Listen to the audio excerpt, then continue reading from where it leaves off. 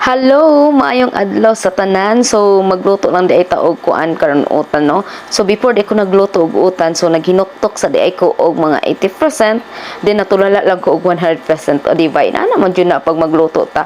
Magkailangan pa jud ta moagi og mga inana before ta makahuna maka-decide og unsa tong lutoon no.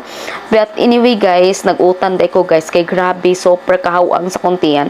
Kay to this me nagmukbang og karne, in short to this me nangaon og karne kay lagi pista lagi diri sa amoa.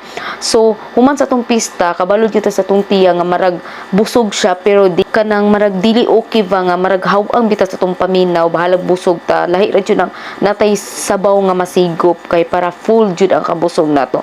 So karon nag-utan ko guys, nagharuson ko kamunggay kanang tinangkong ug agbate. So mao po na utan nga naa nato, fresh from the market sad pud na.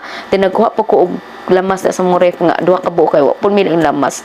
Then ako lang pud sa gulan og isda kana kong isda guys gikan po na sa market, fresh from the market sad na nga isda. So magkuha sa pagkuan na gamay kay di po na mahurot na kung ako putunghot doon talang isda no.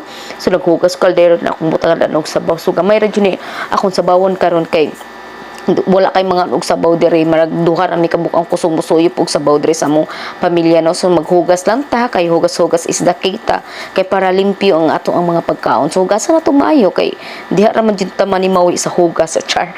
Hugas-hugas isda kay mao jud na ilang giingon lagi di mag-slice ta og mga lamas. So ang lamas nga naa sa among kusina guys mao ra jud inta na tulo ka buok nay atsal og bombay og loy mao ra jud na kawa pa jud inta mi ka pa market tungod sa kabisi lagi jud sa pista oy mao jud na gining pista no mabisita gunahuna og unsa tong handaon char mara pag naimahanda o diba. So nalang di ko tanglad. So ang kamatis po di ay mo na pare ko kamatis isa ka buok uban sa lataon o char diba. So ang isda isa ka buok ra di akong gikuha guys, din ako lang gi-slice og katulo din mao ra na akong gisubak kay dili man gud mi kanang hilig mga unong uban diri og mga sabaw-sabaw. So wala lang nakuhot na ang isda kay masayang sad. Then human ako lang na siya gipabukal ako para mulami ang mga lamas, maluto ang mga lamas, so maluto ng tanglad dira nga marag paas manok. So ako lang din ang giputangan upang palami, pangpalasa o diba. So organic din akong gibutang no, organic mushroom. Then simple butangan jud nato nag-asin. Abi pala engkanto ta kay di ta mag-asin o diba. So mo na giingon asin is the key para extra lami. Char. So gipanglunod sad nako ang mga dahon-dahon.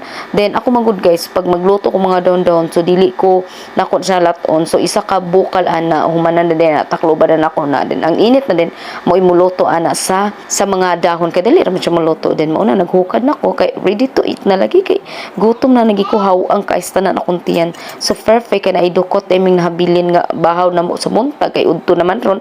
So mura na akong gikaon dukot is the key kay lagi piling guwafa man nag-diet man ko. So maura na akong kaonon. So pag diet sad mo kay para extra lami on sad mo diba. Dayon there yun na naman atong vlog. I'm Emerly and thank you for watching. Bye guys. Bye.